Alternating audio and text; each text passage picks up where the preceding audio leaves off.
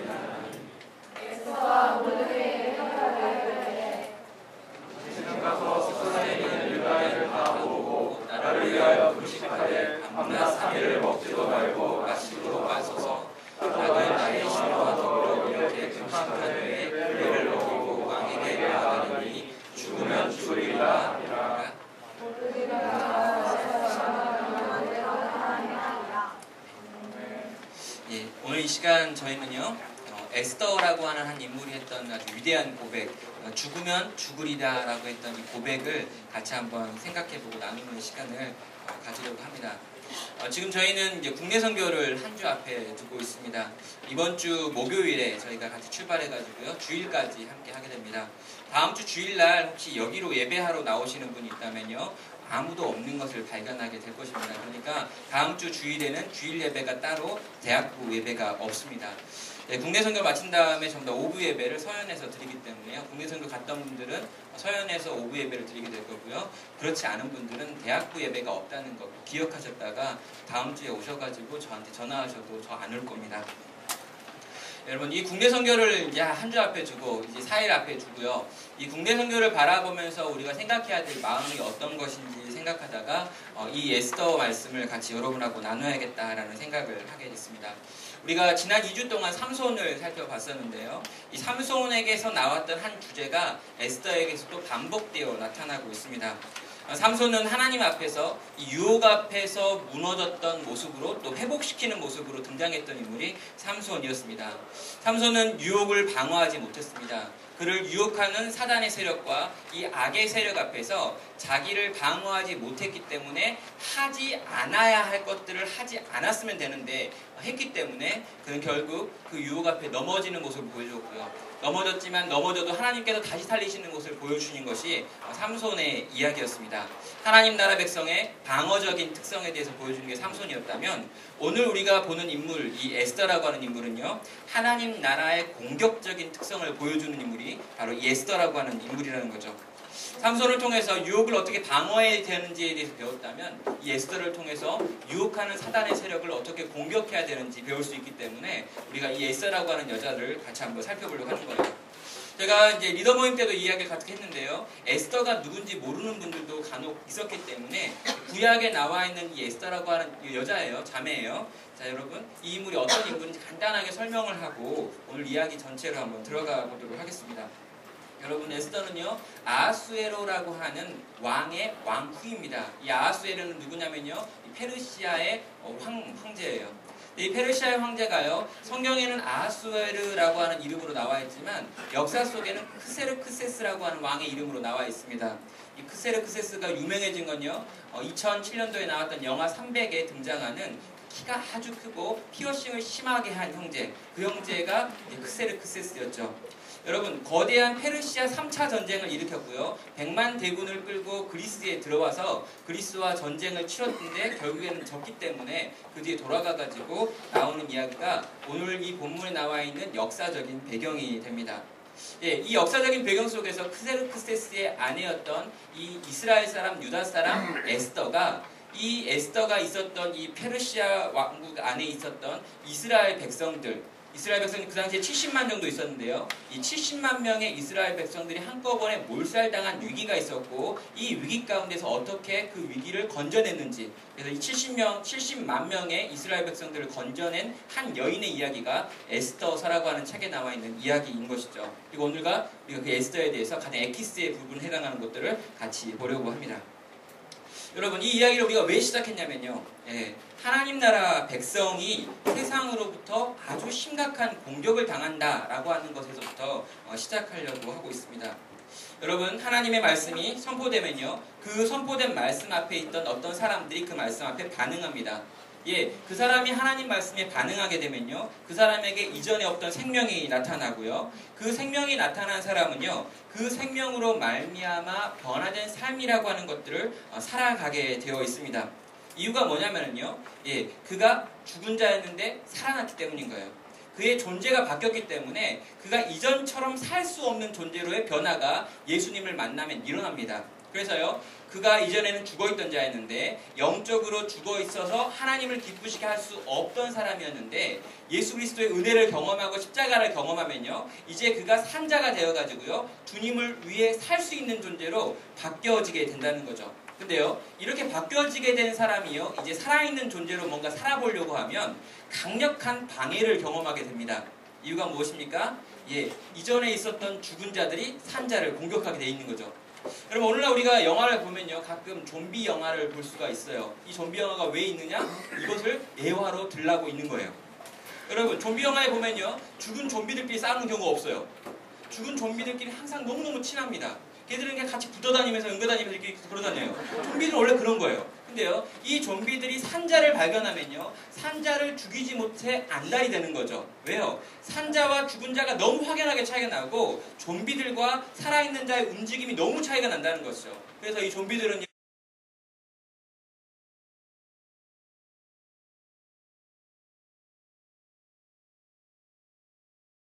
왕의 조서를 받게 됩니다. 그리고 이 12월 13일 하루 동안에 이스라엘의 모든 백성들을 다 죽여버리겠다라고 하는 이 하만의 전략이 온 그 이스라엘에 있는 마을들, 온 바벨론에 있는 마을들에게 전파되어지는 사건이 있었어요. 그리고 이 사건 속에서 모르드게라고 하는 사람이 이것을 알았고 왕의 황후가 되어 있는 자기의 조카에게 이 이야기를 전해주고 이것에 대해서 에스더가 반응하는 내용이 나와 있죠.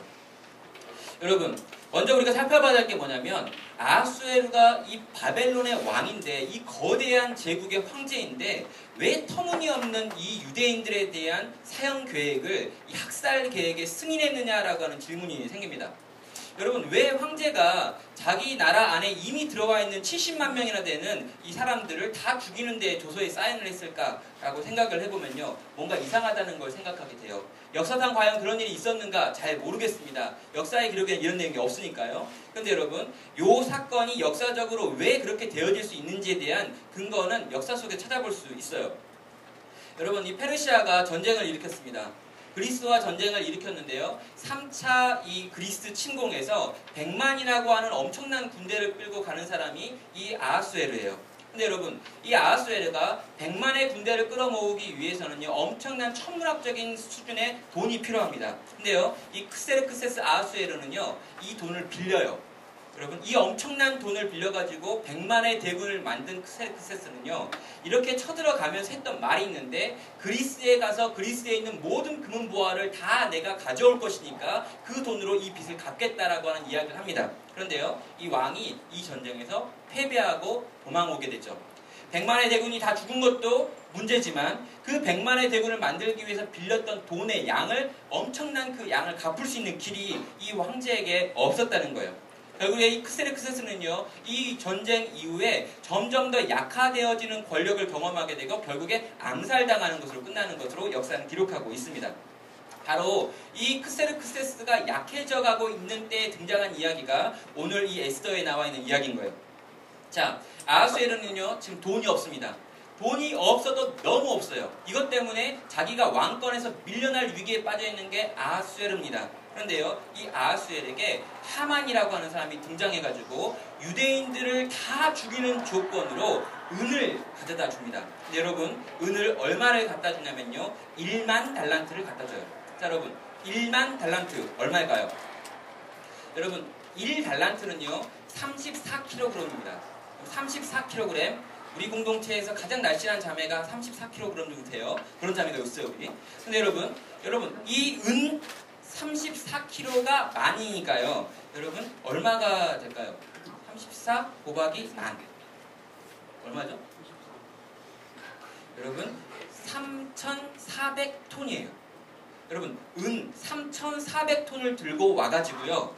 예? 내가 이스라엘 백성을 죽이기 위해서 340톤을 줄 테니까 그들을 내가 죽일 수 있도록 허락해달라고 지금 하만이 찾아왔다라는 것이죠. 여러분 340톤의 은. 저도 놀랍지 않아요?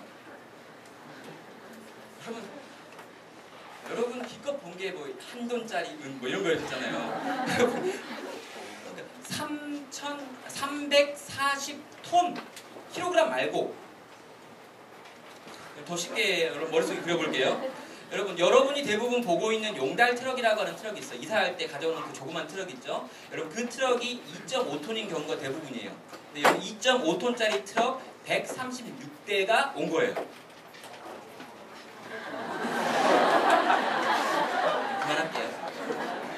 여러분 지금 하만이요 이스라엘 백성을 죽이겠다고 가지고 오는 게 트럭으로 136대를 끄지고 와가는 거예요. 이렇게 여러분 이 큰 트럭 136대를 끌고 와가지고 왕 앞에 딱 보여주면서 내가 이거 줄 테니까 저들 죽이게 해달라고 요청하는 거죠.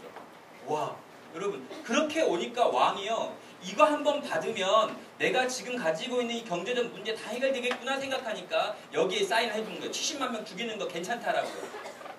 사랑하는 여러분, 그 당시에 가장 부유한 나라였다라고 평가되어지는 도시국가인 아테네, 그리스에 있는 아테네가 그 당시에 가장 부유한 국가였는데요. 그 부유한 국가 아테네가 가지고 있던 전 재산이요, 은 9,000달란트였다고 이야기하고 있어요. 그렇다면 여러분, 이 1만 달란트라고 하는 건 뭐냐면 한 나라, 그것도 아주 부유한 나라가 갖고 있는 전체 재산에 해당하는 돈을 하만이 들고 와가지고 지금 아하수에 앞에 딱 두면서 이스라엘 백성 내가 다 죽이게 해달라고 요청하는 것이 된다라는 거죠.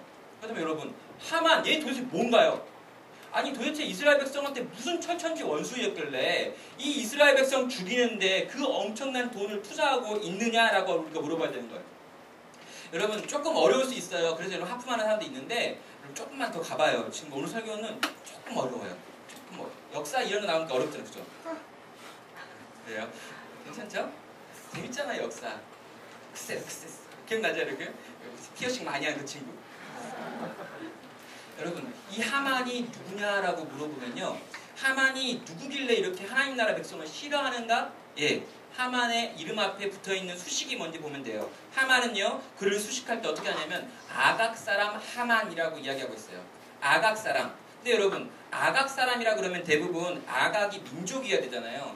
모압 사람 누구, 이스라엘 사람 누구, 대부분 그렇게 부르잖아요. 근데 아각이라고 하는 민족이 성경에 없어요. 그럼 여러분 아각이라고 하는 민족은 과연 누굴까? 아각 사람 하만이라고 그랬는데 아각은 도대체 뭘까? 여러분 아각이라고 하는 이름이 성경에 나와 있는데요. 어디에 나와 있냐면 이 사무엘 상하에 나와 있어요. 여러분 아말렉이라고 하는 민족이 있습니다. 근데 여러분 이 아말렉이라고 하는 민족이 있는데 이 민족의 왕의 이름이 아각이에요. 근데요 이 민족의 왕의 이름이 아각인데요, 이 아각의 뜻은 우리의 왕이에요. 그럼 뭡니까? 여러분 바로라고 하는 이름이 있는데요, 이 바로라고 하는 이름은 모든 애굽에 있는 왕의 이름이 바로예요. 자, 아비멜렉이라고 하는 이름이 있는데요, 이 아비멜렉이라고 하는 이름은 모든 가나안에 있는 왕들의 이름이 아비멜렉이에요. 가나안 민족의 왕의 이름은 아비멜렉이에요. 자, 이런 게 뭐냐면요, 단지 한 이름이 아니라 왕이다라고 하는 뜻을 가지고 있는 이름이 바로 아각이라는 거죠. 그러면 아각 사람 하만은 어떤 의미입니까? 이건요, 이 아말렉 족속의 왕족의 후에 하만이라고 하는 뜻이 되는 거예요. 다시 말해서 이 하만은요 아말렉 족속의 왕족이었다라는 것이죠. 여러분 이 아말렉 족속은 그럼 뭡니까? 여러분 아말렉 족속이 뭐냐면요, 이스라엘 백성이 출애굽했을 때 하나님이 두려워 아무도 이스라엘 백성을 공격하지 않을 때 유일하게 이스라엘 백성을 공격했던 사람들이 아말렉 족속이에요. 그래서 하나님께서 이스라엘 백성에게 명령하셨죠. 어떻게 명령했냐면요, 이 아말렉을 진멸하라고요. 하나도 남겨놓지 말고 다 쓸어버리라고요. 자, 하나님께서 두 민족을 싸움을 붙이신 거예요. 아말렉은 끊임없이 이스라엘을 공격했고요. 이스라엘은 끊임없이 아말렉을 공격하는 거예요. 이 그림이 어디서 나옵니까? 이게요, 나중에 우리가 살펴보면요, 영적인 거라는 거예요. 자, 이 이스라엘이 상징하고 있는 건 하나님 나라 백성이에요. 아말렉이 상징하고 있는 사단과 사단의 세력이에요. 그래서 사단과 사단의 세력은 끊임없이 하나님의 백성을 공격하려고 죽이려고 하고 없애려고 한다는 것이고요. 하나님의 나라와 하나님의 백성들도 끊임없이 이 사단의 세력과 싸우고 분투하고 그 사단의 세력을 없이 하는데 쓰임받고 전투한다라고 하는 것을 보여주는 이야기가 이 아말렉과 이스라엘 백성들 가운데 오래된 이 철천지 원수의 관계 속에서 보여주고 있는 뜻이라는 거죠. 그래서 이스라엘 백성의 초대 왕이었던 이 사울이요, 가나안 땅에서 아말렉과 싸웠습니다. 그리고 진멸했어요. 근데 아각이라고 하는 왕 하나를 남겨둡니다. 그것 때문에 사울이 왕의 자리에서 쫓겨나죠. 한 명 살려둔 것에 대해서 하나님께서 분노하시는 거예요. 여러분, 아말렉은요, 하나님 나라 백성과 함께 할 수 없는 철천지 원수다라고 하는 거였어요. 자, 모르드게와 하만의 관계, 하만과 모르드게는요, 둘 다 대표성을 갖고 있는 거예요. 하만은요, 하나님을 믿지 않으며 하나님 나라 백성을 죽이려고 하는 아말렉의 대표였고요. 이 성경에 나와 있는 모르드게라고 하는 사람은요, 이스라엘 백성들, 하나님 나라 백성들의 대표였던 거죠. 지금 그 둘이 여기서 전쟁을 벌이고 있는 것을 우리는 보게 된다는 거예요. 여러분, 모르드게가 누구냐면요, 베냐민 사람 기스의 증손자라고 나와 있죠. 여러분, 기스가 누굽니까? 사울의 아빠예요. 그럼 여러분, 이 전쟁이 언제 때부터 시작한 거냐면요, 수십 대 전부터 시작된 전쟁이라는 거예요. 사울이 그때 싸웠어요. 그리고 사울이 거기서 실패했어요. 사울의 아들이 싸우고 또 싸우고 또 싸우고 또 싸웠는데 결국 모르드게까지 온 거예요. 자, 그때 아각이 있었어요. 아각이 싸웠어요. 근데 아각의 아들의 하만까지 온 거예요. 지금 이 역사 전체를 통틀어가지고요, 하나님 나라 백성과 세상에 있는 사단의 백성이 싸워오고 있던 이야기들이 계속 나왔고, 여기서 또 한 판 붙었다는 거죠. 여기까지 따라올 수 있나요, 여러분? 괜찮아요? 제가 식은땀이 나요. 여러분의 표정을 보면 제가 식은땀이 나는데, 그래요. 이제 어려운 건 다 끝났어요. 자, 이게 무슨 전쟁이냐면요, 하나님 나라와 사단의 나라의 전쟁이었다는 거죠. 여러분, 이 그림 속에서 보여주는 게 무엇입니까? 사단은요, 340톤의 은을 때려 박아서라도 하나님 나라 백성을 다 죽이려고 작정하고 있다는 거예요. 여러분, 그렇게 간절하게 원하는 거예요. 사단이 우리를 죽이는데 그렇게 많은 힘과 그렇게 많은 돈과 그가 가지고 있는 건 모든 걸 싸그리 통틀어 던져서라도 우리라고 하는 하나님 나라 백성이 하나님 나라 백성처럼 못 살게 만드는데 전심과 전력을 다하고 있다는 걸 이 이야기는 우리 가운데 보여주고 있다는 거죠.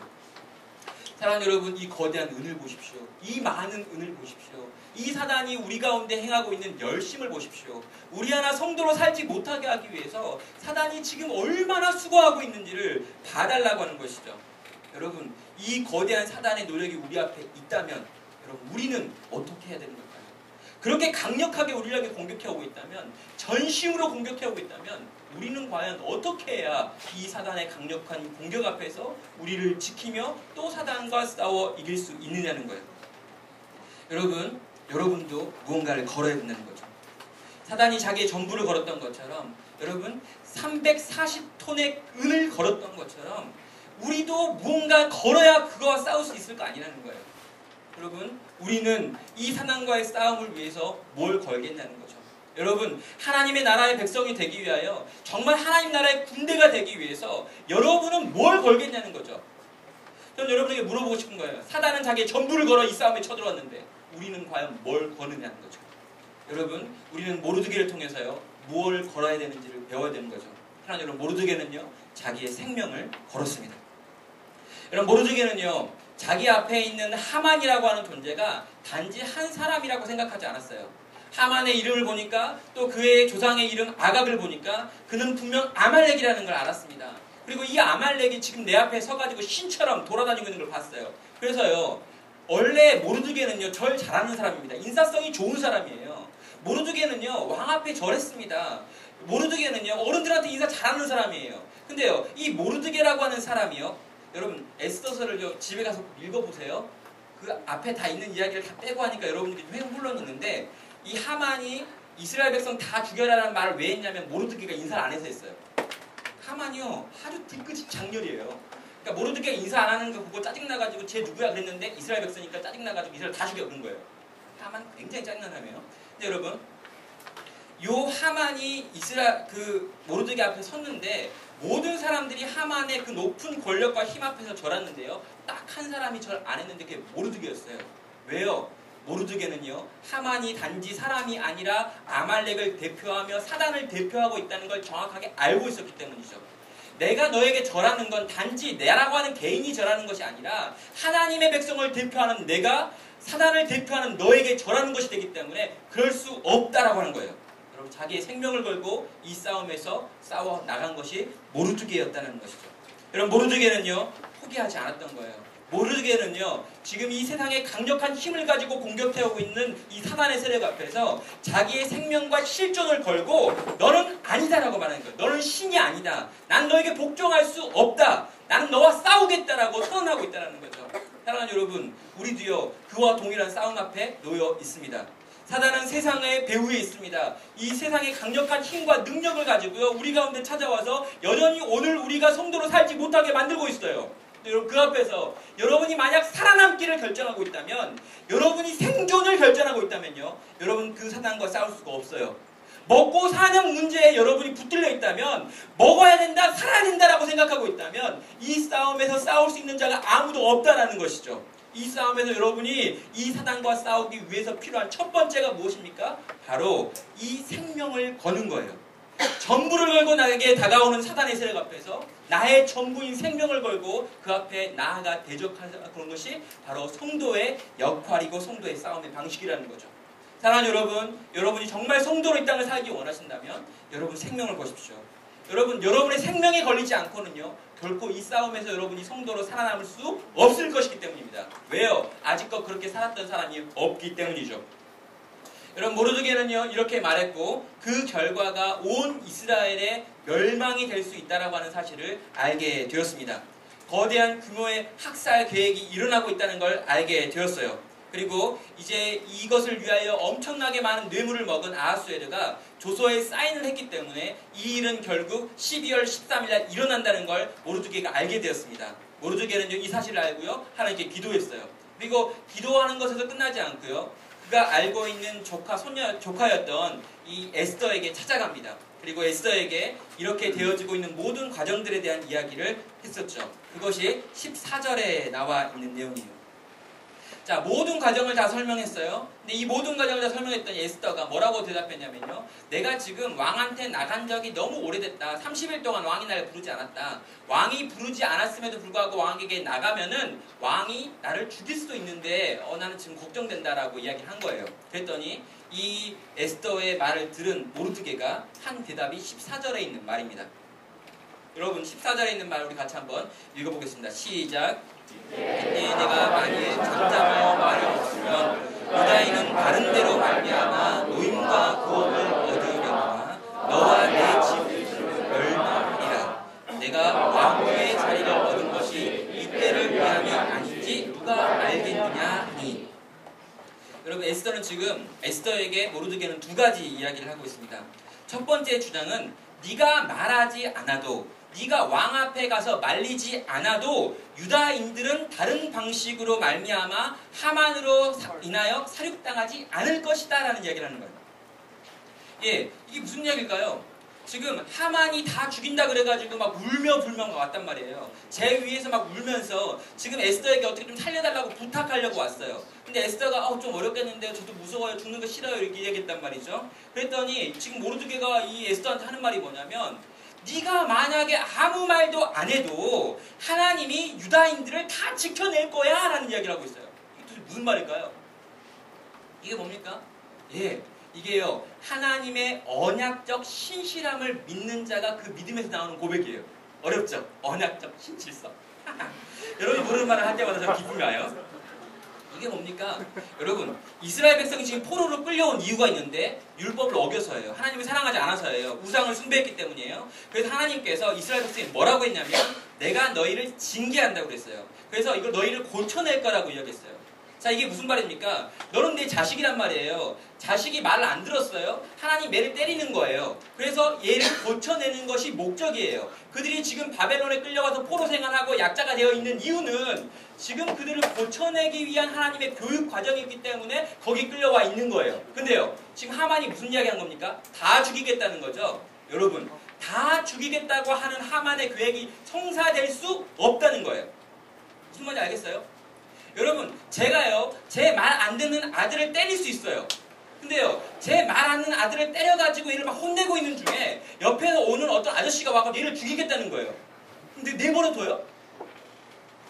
여러분, 이게 하나님의 언약적 신실함이에요. 제가 얘를 가르치기 위해서, 얘를 훈련시키기 위해서 매를 때릴 수는 있어요.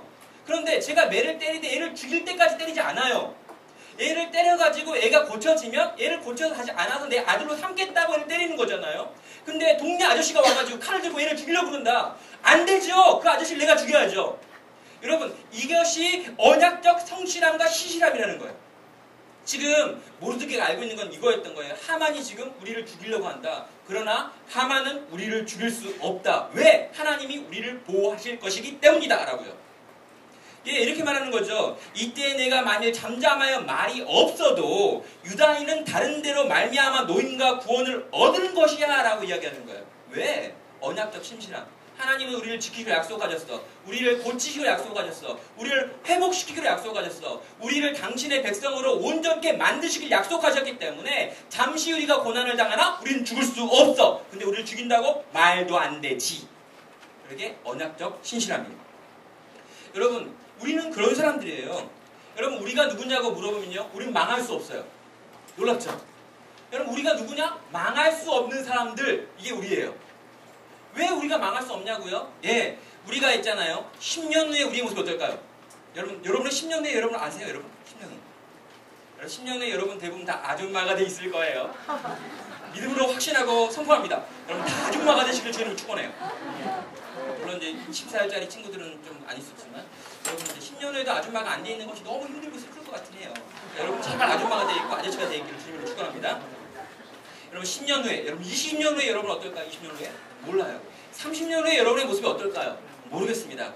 어떤 사람은 잘 나갈 수도 있고 어떤 사람은 못 나갈 수도 있어요. 예수님 믿는다고 해서 다 성공하는 거 아니에요. 대충 그렇게 막 살 수도 있어요. 여러분 40년 후에는 어떨까요? 40년 후에. 50년 후에. 60년 후에는 어떨까요? 몰라요. 근데 여러분 다 모르겠는데요. 자, 제가 여러분 약속 좀 있어요. 100년 후에는 어떨까요? 여러분 100년 후에는 우린 다 하나님 나라에서 영원토록 기뻐하고 즐거워 노래가 있을 것입니다. 아멘? 네. 여러분 이거란 말이에요. 우리는 반드시 이기고 승리하게 돼 있어요. 결국에는요. 이것이요 하나님의 언약적 신실함을 믿는 성도가 누리는 기쁨과 감격이고요. 이것이 우리 가운데 있기 때문에 우리는 이 땅에서 아무리 힘들어도요 쫄지 않는다는 거죠. 사랑하는 여러분, 이때 우리가 어떤 방식으로 구원을 얻을지는 알지 못해요. 우리가 어떻게 하나님 나라 백성으로 점점 빚어질지는 몰라요. 그러나 반드시 결국엔 우리는 그렇게 되어질 거라는 거죠. 이게 하나님이 당신의 피로 사신 자식들을 결코 포기하지 않는다고 하는 하나님의 언약적 신실함에 근거한 믿음이에요. 자, 이것이 우리가 이 싸움을 싸워야 할 때 갖는 첫 번째 마음이에요. 사단이 우리를 아무리 공격하고요. 세상이 우리를 아무리 우겨싸고요. 마치 우리가 죽을 것 같은 상황이라 할지라도 여러분 우리는 결코 망하지 않아요. 망해도 망하지 않아요. 죽어도 다시 살고 살아도 죽지 않아요. 이게 우리예요. 우리는 누굴까요? 불사조예요. 불사조는 불교적 개념이에요. 크세스가 데리고 있던 군대 이름이 불사조 이모토였죠. 역사 너무 열심히 모르겠어요. 여러분 기억하세요. 우린 결코 망하지 않아요. 우리의 결국은 다 웃어요. 마지막에 웃는 자가 진짜 이기는 사람인데 우린 다 이겼어요. 아멘? 네. 지금 좀 찡그리고 있는 친구들 괜찮아요. 그때 웃을 거예요. 지금 좀 화난 친구들 괜찮아요. 그때 다 웃고 웃어요. 다 했어요. 끝났어요. 승리. 그런데 여기서 끝나면 참 좋겠죠? 여러분 결국은 100년은 다 웃을 거예요. 근데 문제는 지금 뭐 할 거냐는 거예요. 100년 후에 다 웃을 텐데 그럼 지금 뭐 할까요? 100년 후에 우리가 다 웃을 것이기 때문에 지금 우리가 그냥 막 살아도 되는 걸까요? 라고 하는 질문에 대한 답변이 이 이야기에 있는 위와 아래에 있는 내용이죠. 이때 네가 만일 잠잠하여 말이 없으면 너와 네 아버지 집은 멸망하리니 네가 지금 이 왕후의 자리에 앉아 있는 것이 이때 이 일을 하기 위함이 아닌가 생각해보라고 이야기하고 있는 거예요. 뭘까요? 예, 결국에는 다 이길 것이고 결국엔 다 구원받을 것이지만 이 구원의 놀랍고 위대한 일에 사람을 하나님이 사용하시는데 네가 지금 그 자리 그곳에 있다면 이 일을 위하여 하나님이 거기 세운 게 아닐까 진지하게 생각해봐야 되지 않겠니? 라고 지금 물어보고 있는 거죠. 여러분, 우리가 지금 여기서 이렇게 젊음의 때를 보내며 하나님 말씀 훈련받고 있는 것, 그리고 이런저런 예배를 드리며 분당 우리 교회라고 하는 좋은 교회 안에서 엘리사 공동체 하는 위대한 공동체 안에서 지금 막 훈련받고 있는 이유가 뭘까? 이 시대를 위하여 한번 멋있게 주를 위해 살아보내기 위하여 지금 이렇게 훈련받고 있는 게 아니겠니? 라고 물어보는 거예요. 확신은 없어요. 확신은 없어. 그냥 그렇지 않을까? 이렇게 물어보는 거예요. 그렇지 않을까? 아니 네가 지금 훈련받는데 네가 지금 이렇게 공급받고 있는데 네가 그 많은 청년들이 지금 돌아다니고 있는데 안 돌아다니고 여기 앉아있다면 여기서 네가 지금 뭔가 훈련받고 있는 이 일을 가지고 뭔가 하나님께서 위대한 일에 쓰려고 하는 게 아니겠니? 라고 지금 물어보는 거예요. 어때요? 여러분, 우리는요 하나님의 섭리, 하나님의 애정, 하나님의 언약적인 성실함이라고 하는 것들을 주장하면서요 운명론에 빠질 수 없다라는 거예요. 하나님이 나중에 다 하시겠지. 하나님이 결국엔 다 성공하실 거야. 그러니까 나는 모르겠어. 그냥 막 살아야지. 이렇게 하면 안 된다는 거죠. 이때 네가 만일 말이 없으면 너와 네 집이 망할 수도 있어. 이때 네가 그 자리에 있다는 것은 그 자리에서 뭔가 싸우라고 하나님께서 시간과 기한과 건강과 힘을 주신 게 아니겠니? 라고 물어보시는 하나님의 질문 앞에 여러분은 서야 된다는 거죠. 여러분, 언약적 성실함을 믿는 사람들은요 결코 소극적인 신앙의 사람이 되지 않습니다. 정말로 하나님이 나를 지켜주실 것과 결국에 내가 승리할 것을 알기 때문에 우리는 소극적일 수 없다라는 거예요. 적극적으로 하나님 당신의 그 나라에 내가 어떻게 쓰임받을지에 대해서 고민하게 되고요. 이 고민을 가지고 그 나라의 전쟁에 즐겁게 참여한다는 거죠. 하나님이 결국 이기실 거야. 그런 다음에 집안에 앉아있는 것이 아니라 하나님이 결국 이기실 거야. 그런데 그 이기시는 현장에 내가 있고 싶어. 그래서 내가 갈 거야. 라고 말하면서 전장의 한복판에 뛰어드는 사람들이 이 언약적 성실함, 언약적 신실함을 믿는 사람들의 삶의 태도라는 거예요. 사랑하는 여러분, 하나님이 반드시 이스라엘을 구원할 것입니다. 그러나 에스더는요 지금 왕후의 자리에 있는 거예요. 그렇다면 왕후인 에스더가 네가 네 힘과 네 능력과 네 자리에서 마땅히 해야 될 것이 있다면 넌 지금 해야 되는 것 아니냐라고 하는 이 모르드게의 말을 듣게 되는 거죠. 그리고 모르드게의 말 앞에서 에스더가 반응합니다. 여러분, 어떻게 반응하는 걸까요? 여러분, 에스더가 반응하고 있는 내용들 같이 한번 살펴보겠습니다. 여러분, 16절에 있는 말씀 한번 같이 한번 읽도록 하겠는데요. 같이 한번 목소리 맞춰 읽겠습니다. 시작. 당신은 가서 수산에 있는 유다인을 다 모으고 나를 위하여 금식하되 밤낮 3일을 먹지도 말고 마시지도 마소서. 나도 나의 신하와 더불어 이렇게 금식한 후에 기회를 얻고 왕에게 나아가리니 죽으면 죽으리라 하니라. 자, 여러분, 페르시아가요 굉장히 어려운 상황이라고 이야기했습니다. 여러분, 아하수에르가 지금 전쟁에 진 다음에 굉장히 위태한 상태라고 이야기했어요. 근데 여러분, 얼마나 위태한 상황이었냐면요 그를 향한 암살의 계획이 끊임없이 드러났어요.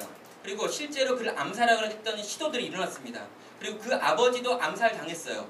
여러분, 이런 어려움 속에서 이 아하수엘은요 굉장히 큰 공포를 느끼면서 그를 지키고 있는 불사조 이모탈이라고 하는 이 1만 명의 정예들을 가지고요 자기를 지키는 철저한 보호망들을 만들어놨어요. 근데 이 보호망 중에 하나가 무엇이었냐면 자기의 허락을 받지 않고 이미 예고되지 않은 어떤 사람이라도 자기 몸의 반경 몇 미터 안에 들어오면 자동으로 화살이 날아가서 죽이게 되는 법과 룰을 만들어 놓은 거예요. 여러분, 이모탈이 어떻게 했냐면요 보이지 않는 곳에 있는 거예요. 그림자처럼. 근데요 이 이모탈의 특징이 뭐였냐면요 활을요 당겨 놓고 기다리고 있는 거예요. 보셨나요 여러분? 여러분, 영화 300에 보면요 잠깐 스치는 장면으로 그림자로 실루엣을 처리하는 장면이 있어요. 이 네온이, 여러분 그 영화는 건강한 영화는 아니에요. 볼 필요는 없겠다. 아무튼 거기에 보면요 활을 이렇게 빼놓고 이렇게 시위를 당긴 채로 대기하고 있는 사람이 있어요. 걔가 이모탈이에요. 이게 뭐냐면요 어느 순간이건 화살이 날아갈 수 있도록 준비된 사람들이 그 주변을 지키고 있는 거예요. 그래서 왕후라 할지라도 왕후가 딱 나타났을 때 그 왕이 그를 바라보고 그물로 넌 와도 괜찮아 라고 사인을 안 주면 자동으로 화살이 날아가는 거예요. 자, 이게 지금 왕을 지키고 있는 보호 시스템, 경호 시스템이에요. 근데요, 이 속으로 지금 에스더가 들어가기로 작정을 한 거죠. 왕이 자기를 볼지, 왕이 자기에게 금호를 내밀지 안 할지 모르는 상태에서 에스더는 죽음을 각오하고 왕 앞으로 나가기를 선택하고 있는 것을 오늘 본문은 우리 가운데 보여주고 있습니다. 여러분 성경 읽을 때요, 막 죽으면 죽으리이다 이런 말 하면 그냥 멋있는 말이다 이렇게 생각하잖아요. 여러분 제발 좀 생각을 하면서 좀 봤으면 좋겠어요. 그럼 죽으면 죽으리이다 라고 하는 게요, 그냥 나오는 게 아니라 진짜 죽기 싫은 거예요. 여러분 이런 거 있죠. 이렇게 다니엘의 세 친구, 기억나요? 어렸을 때 많이 들었잖아요. 그 친구들이 풀무불 안에 들어가잖아요. 풀무불 막 이렇게 불타고 있는 그 용광로에 이렇게 사람 집어넣잖아요. 근데 여러분 막 들어갈 때 그리 아니하실지라도 막 하면서 들어가잖아요. 여러분 그때 막 즐겁게 거기 들어갔을까요? 여러분 뜨거워요. 여러분 다니엘은 어때요? 사자굴에 들어갈 때 사자들이 막 자기 애완용 개라고 생각하고 들어가는 거예요? 아니잖아요. 사자들이 자기 진짜 먹을지도 모른다 이렇게 생각하면서 두렵고 떨림을 가지고 들어가는 거예요. 성경에 나와 있는 모든 인물들 우리가 성장이 똑같습니다. 죽는 거 싫어요. 근데요, 이 싫음에도 불구하고 그 화살에 맞아 죽는 것이 싫고 그렇게 비참하게 사라져가는 것이 싫음에도 불구하고 여러분 이 에스더는요, 죽으면 죽으리다라고 말하며 그 죽음의 위협 앞으로 자기를 나아가기로 결단하고 나아간다라는 것이죠. 여러분 성경에 나와 있는 주인공들을 제발 여러분이 공감해 주셨으면 좋겠어요. 여러분 다니엘도 사자가 무서웠고요. 다니엘의 세 친구도 뜨거웠어요. 그리고 그 외에 여러 성경의 인물들도요, 그렇게 하나님의 명령에 순종하고 나아가는 것은 항상 공포였고 두려움이고 떨림이었다는 거죠. 사랑하는 여러분, 여러분이 성도로 이 땅을 살면서 하나님의 말씀에 순종한다는 건 항상 즐겁다는 걸 의미하는 게 아니에요. 여러분 하나님의 말씀에 순종했기 때문에 대단히 힘들 수 있고요, 대단히 두려울 수 있고 대단히 무서울 수 있다는 거예요. 심지어 여러분의 생명의 위태함을 경험하면서 하나님께 순종으로 나아가는 날들도 여러분 가운데 있을 수 있다는 거죠. 성경이 그렇게 말하고 있기 때문에 여러분도 그렇게 인정하며 하나님 말씀에 순종한다는 게 어떤 건지 생각을 해봐야 되는 거예요. 여러분 에스더는요 무서웠어요. 에스더는요 여자였어요. 에스더는요 10대 자매였어요. 여러분 이 에스더가 지금 결단한 거죠. 하나님의 언약적 성실함을 믿고 하나님이 나를 이곳에 세우셨다면 무언가 이유가 있겠지라고 하는 걸 믿고 그 믿음에 대하여 반응하는 것인데요, 그가 일어나서 내가 죽으면 죽으리이다 라고 말하며 왕 앞에 나아간다라는 거죠. 사랑하는 여러분, 에스더가 그렇게 나아갔고요. 이 이야기의 전체 끝까지 가면요, 결국에 그는 긍휼을 받았고요. 그 긍휼을 받은 기회를 삼아가지고 하만과 이 하만의 모든 적대적인 것들을 무너뜨리고 그들 모두를 죽이는 일로 끝나게 됩니다. 여러분 뒤에 있는 이야기는요, 나중에 심심하면 제가 또 들려드리고요, 아니면 여기서 끝낼게요. 여러분 에스더, 이 에스더가 마지막 결단할 때요, 요 내용 여러분 꼭 한번 정리해보세요. 여기 보면요 3일간 금식했다고 하는 내용 나와요. 그리고 3일 동안 모르드게도 금식하고 또 이 수상궁이라고 하는 이 수도에 있는 모든 유대인들은 다 금식하라고 이야기해요. 3일 동안 먹지도 마시지도 말라고 이야기해요. 자, 그런 다음에 에스더가 말하는 게 내가 죽으면 죽으리다라고 이야기하죠. 근데 여러분 이 순서 되게 중요해요. 여러분 어떤 사람들은요, 제가 이렇게 말하는 거예요. 형제님 정말 이번에 공동체 리더가 돼서 열심히 섬겨보자 기획했어요. 그러면 그 친구가 이렇게 대답하는 거죠. 목사님 제가 기도해보고 결정하겠습니다. 그럼 이게 이제 대부분의 우리가 하는 결정이 방법이죠, 그렇죠? 네. 맞아요, 맞죠? 근데 여러분 오늘 본문에 보면은요, 에스더가 3일간 금식기도 한 다음에 결정한 게 아니라 죽으면 죽으리다라고 말한 다음에 내가 죽으면 죽으리다고 말한 이걸 가지고 이제 왕 앞에 갈 텐데 가기 위하여 나를 위해 기도해달라고 처합니다. 여러분 결단이 먼저 있었고요, 기도가 나중에 있었어요.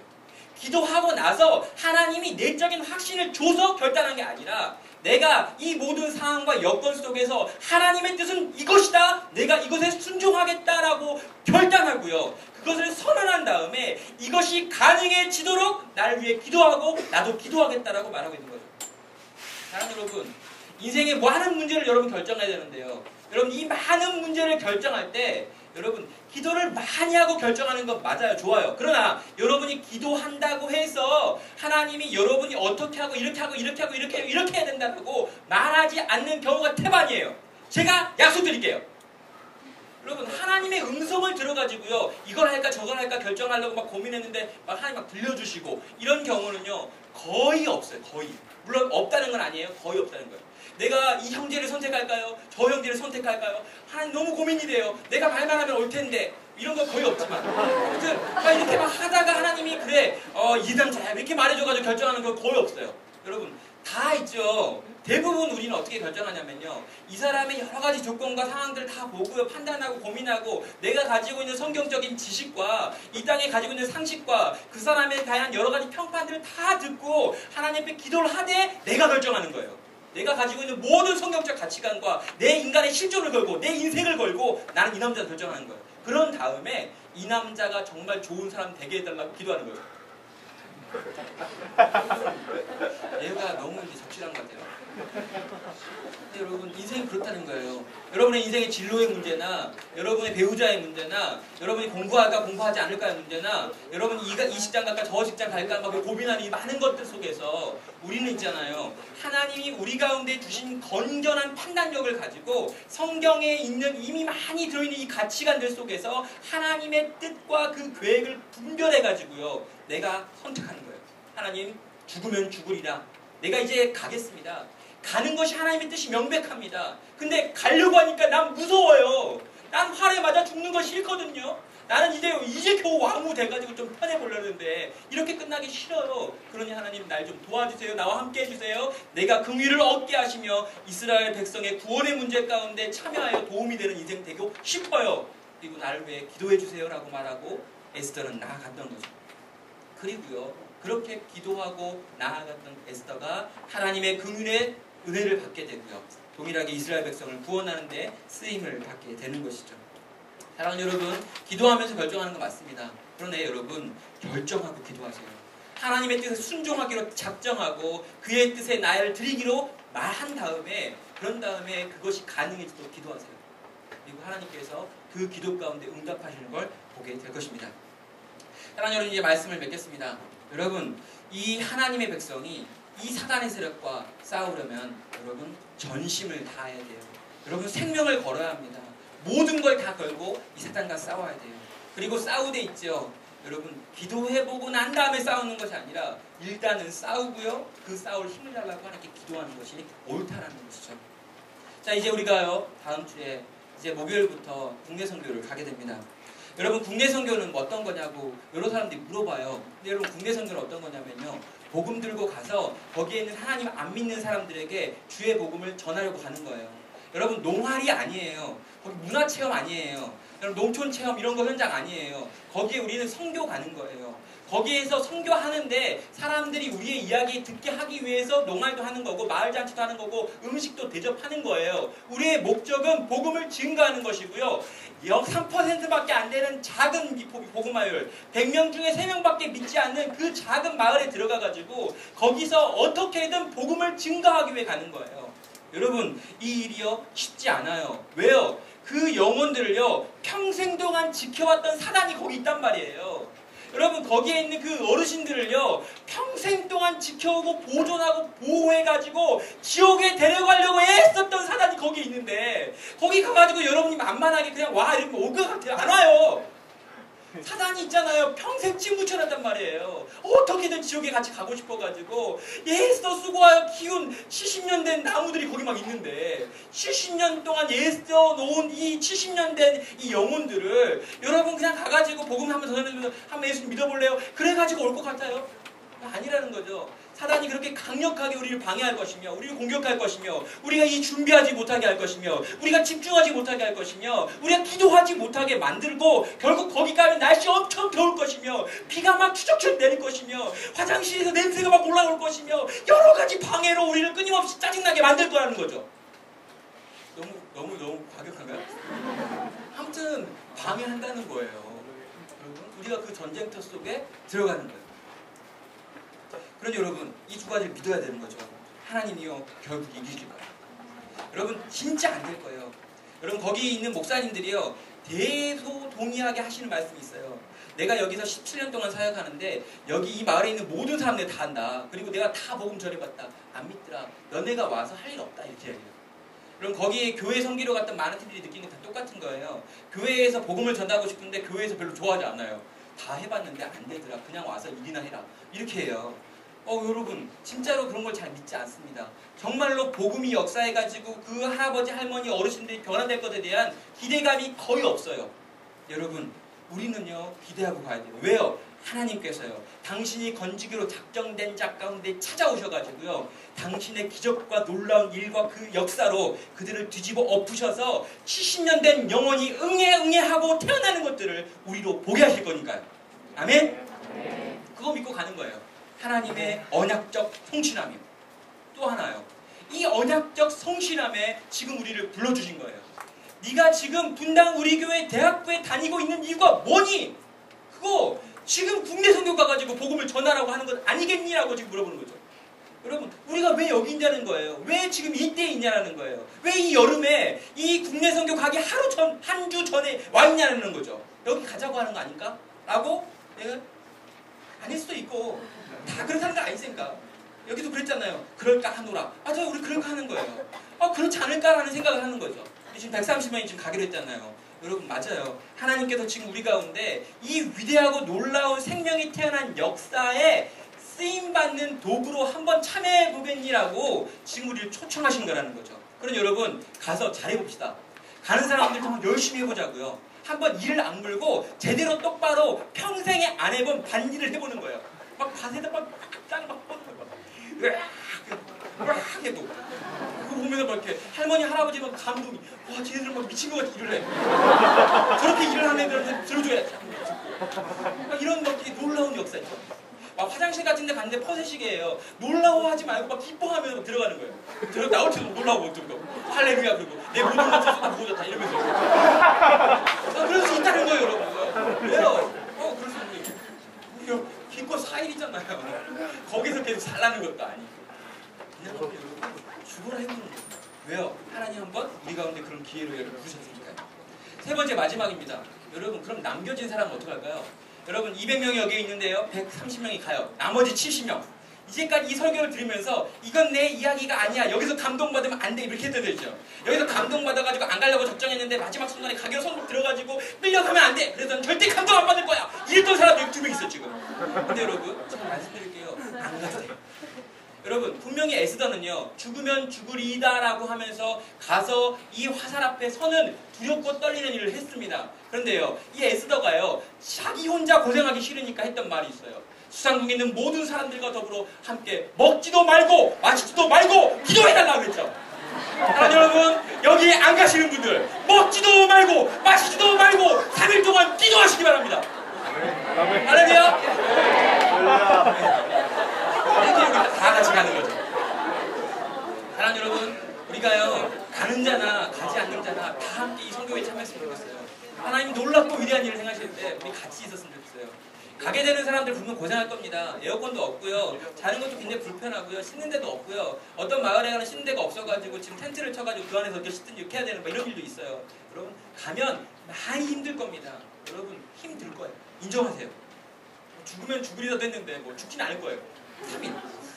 나머지 남겨진 분들, 여기 에어컨 있는 방에서 앉아 계실 분들, 이분들에게 제가 명령을 드릴게요.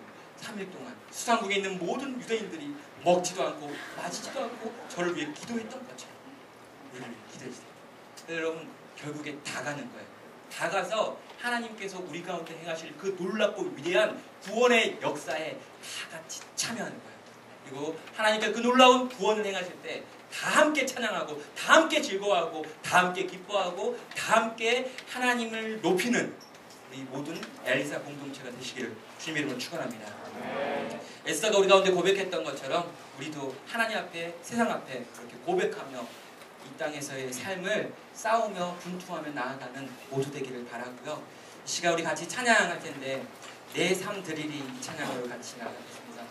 여러분 우리가 정말 소망 없는 인생이었는데 여러분 이 소망 없는 인생을 위해서 하나님께서 오셔가지고 결국 여기 이렇게 바꿔놓으셨어요. 결국에 우리